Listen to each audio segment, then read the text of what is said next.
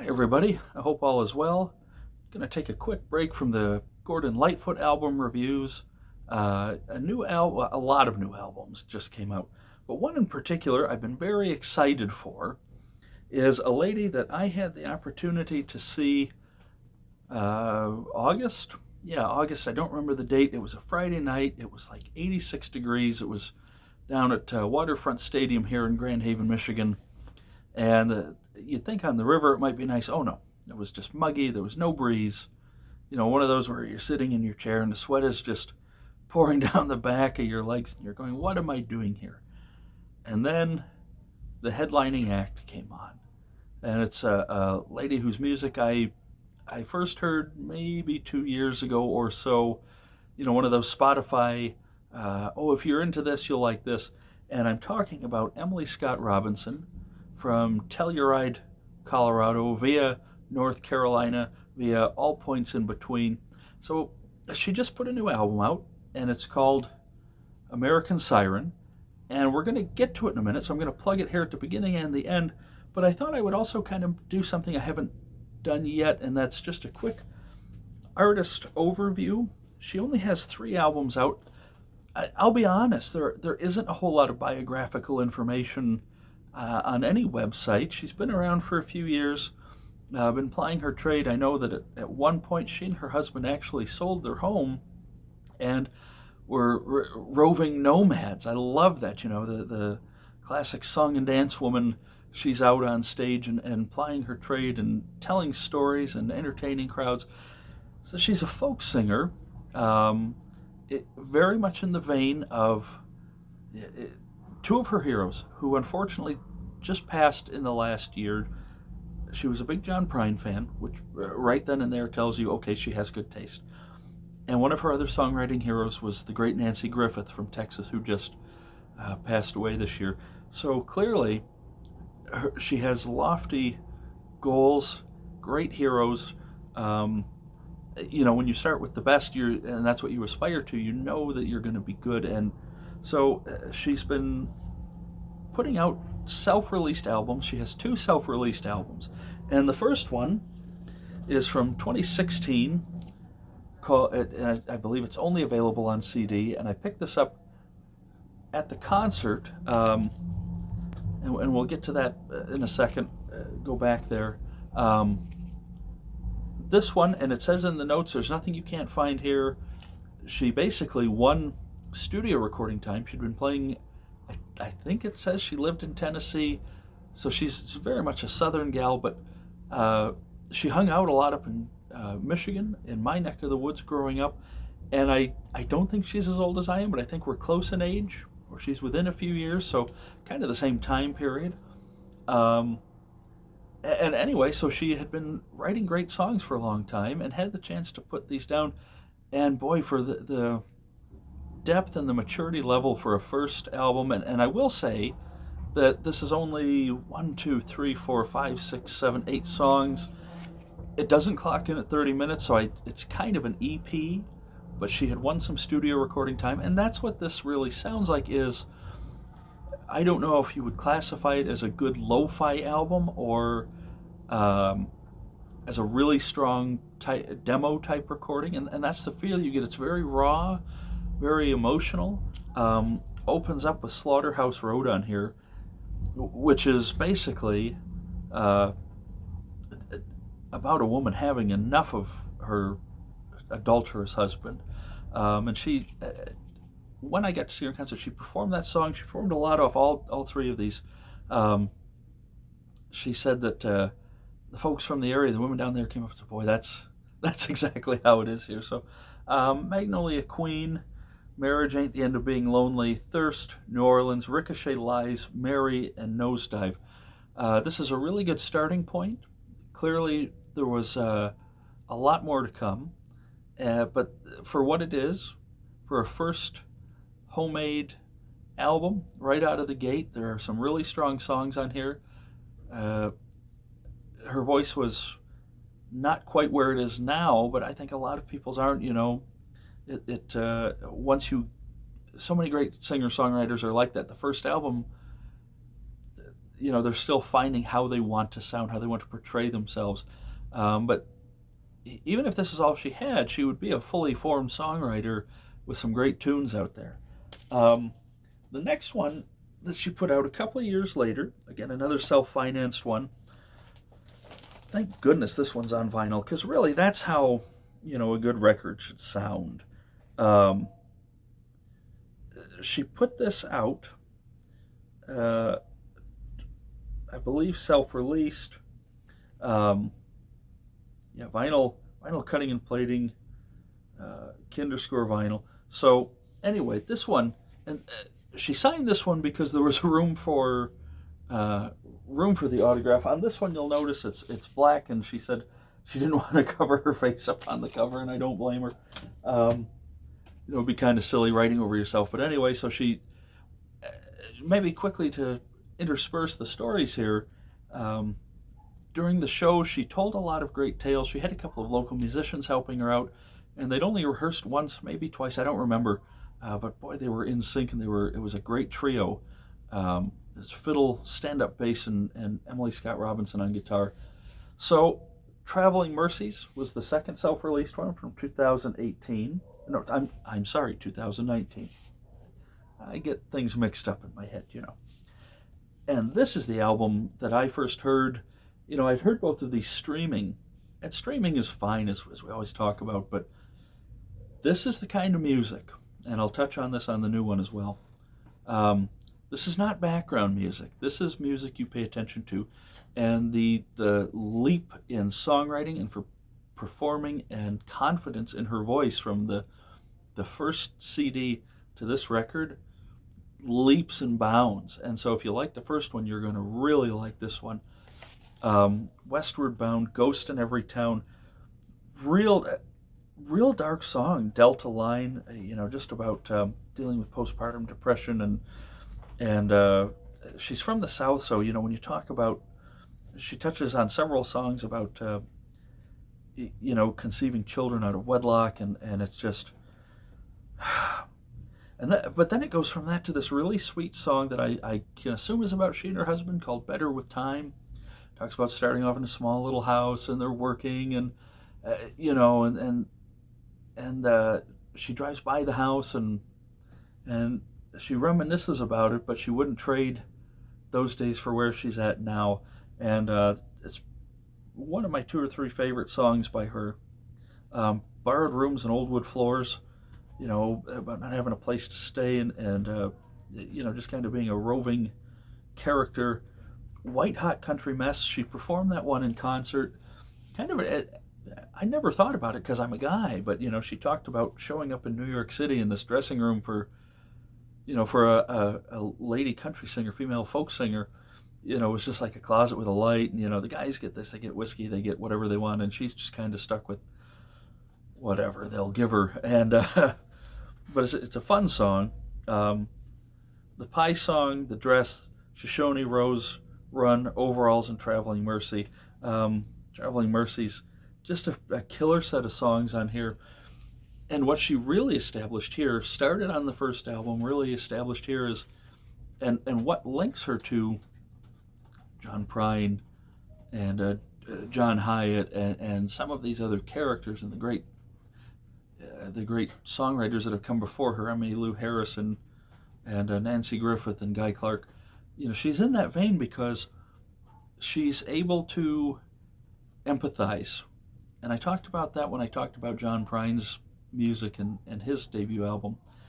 For such a relatively young artist, she's able to put herself in the shoes of other people and write these songs and make them 100% believable. And that is a special and a rare talent. And Overalls, I love that one. It's about an old vet who kind of did things his way, and it's the end of his days, and he's buried in his overalls. And I don't want to give away too much. You're going to have to listen to it. But she told the story about that. She performed a lot of these songs in concert. And so, getting back to the concert, it was a big deal for me. A local venue called 7 Steps Up, just across the bridge from us in Spring Lake, put on courtyard concerts.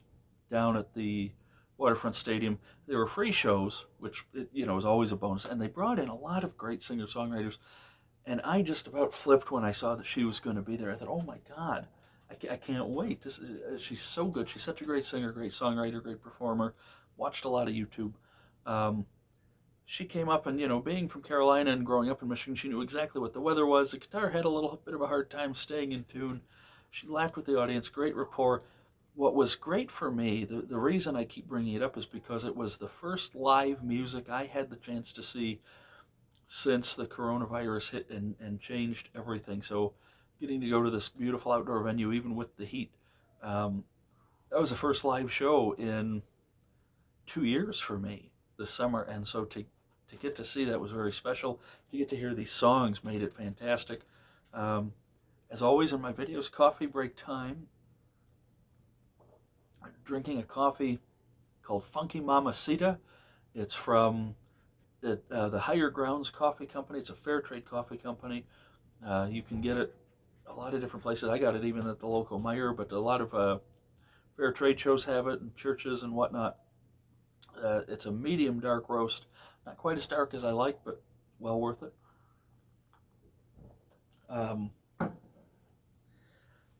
Which brings us to part of the reason, a touring folk musician really plies their trade on the road more than on albums.